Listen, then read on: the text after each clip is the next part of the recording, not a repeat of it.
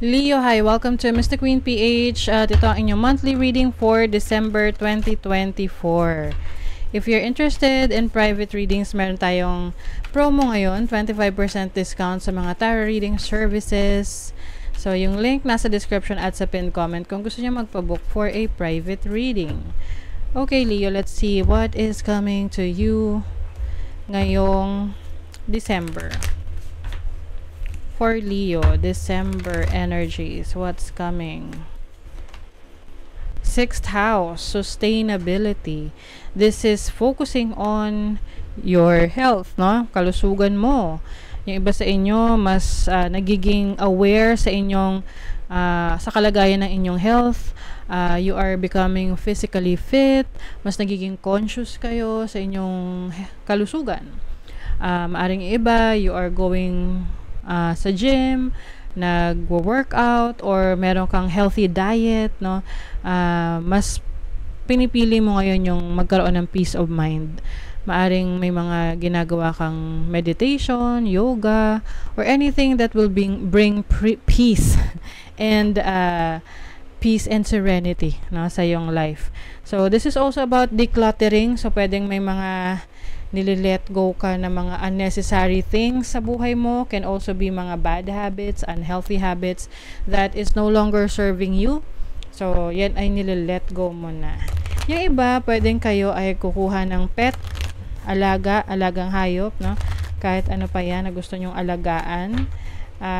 This will also help you na magkaroon ng companion, no? Especially if you are single and you want to, have someone with you na makakasama mo. Let's see what else. You have Capricorn, achieve. So, pagdating sa career path mo, focus ka rin sa career mo.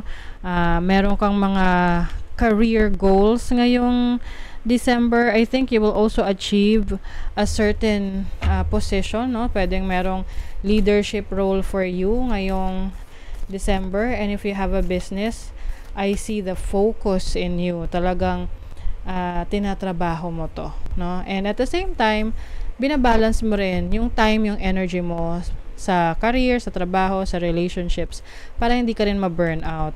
So you also have the fourth house. This is your family, home life. Pwedeng meron kang mga activities or projects sa bahay mo, kung saan ka nakatira ngayon, na beautification. Pwedeng iba sa inyo nagde-declutter.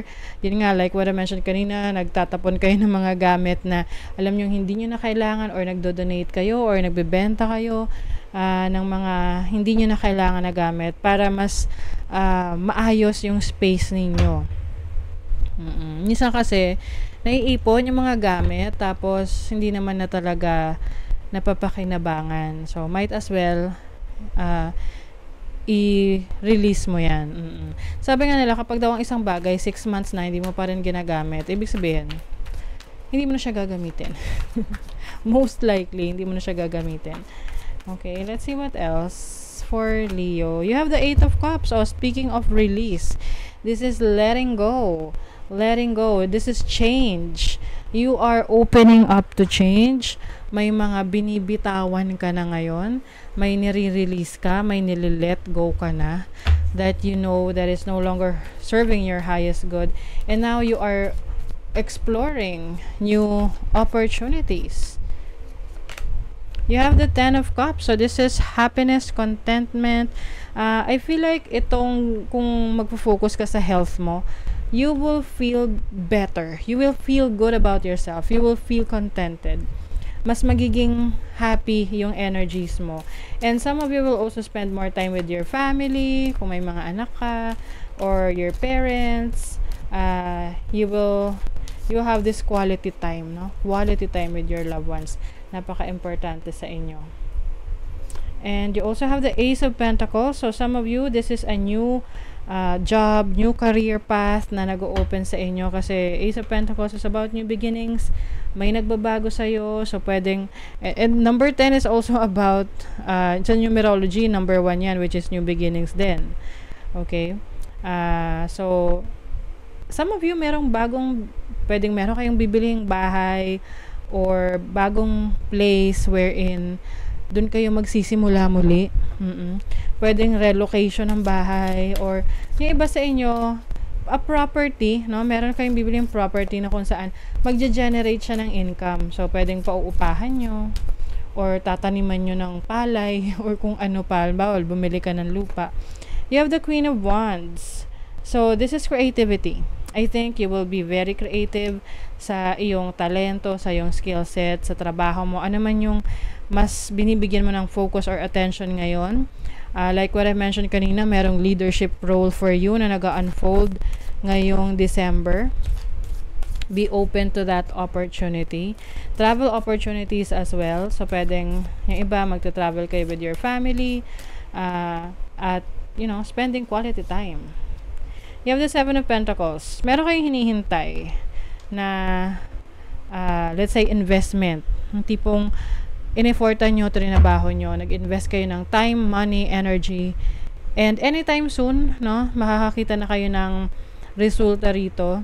Kailangan lang, you have to be patient with this, kasi syempre ayaw naman nating anihin ang isang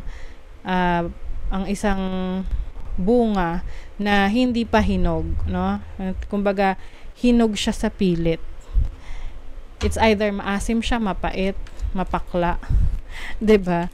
Oo. So, just continue your efforts, because this will definitely lead you to success. Okay. So, money, career, finances, energies for you. Para sa mga Leo. You have the Two of Swords. So, major decision. I think, major decision sa inyo ang trabaho nyo. Yung career nyo ngayong December. Or yung source of income nyo. It's either meron kayong iiwanan, ili-let go, para may subukan na bagong career, bagong landas na gusto nyong i-pursue sa finances ninyo. Pwedeng yun nga, yung iba from may shift, no, from corporate world, from working sa office, at magiging kayo, work from home, or pwede rin namang work from home, babalik kayo sa office setup. So, it's a major decision for you. You have the Mother of Wands. 2 beses lumabas yung Queen of Wands dito. So, I believe that is your energy kasi fire sign yan. You're very passionate. You're full of action ngayong December. Wala kang sasayanging oras at panahon ngayong December pagdating sa productivity mo. Oo, you have the Daughter of Pentacles. You will also learn, maaring meron kang mga pag-aaralan, mga i-research, or meron kang self-study na gagawin for a project or a business na gusto mong gawin, gusto mong i-pursue. And then sa relationship naman, you have the Emperor. Okay. So this is pagiging may paninindigan. Oo, sa relationship. So let's see pa. Tingnan natin. Relationship. Father of Swords. Oh, I feel like you're setting boundaries. Oo, whatever relationship na meron ka, this may be a romantic relationship, sa family, sa friends. Lalo na't meron dito kasing ma-discover ka or marirealize ka na someone is not being true to you, hindi nagiging totoo sa'yo. Pwedeng itong person na to ay nagtitake advantage of your kindness, or someone na, alam mo yun, na parang dahil okay lang sa'yo, hindi ka nagde-demand sa taong to, then hindi niya binibigay yung dine-deserve mo, 'di ba? Kasi nakikita niya na okay lang sa'yo.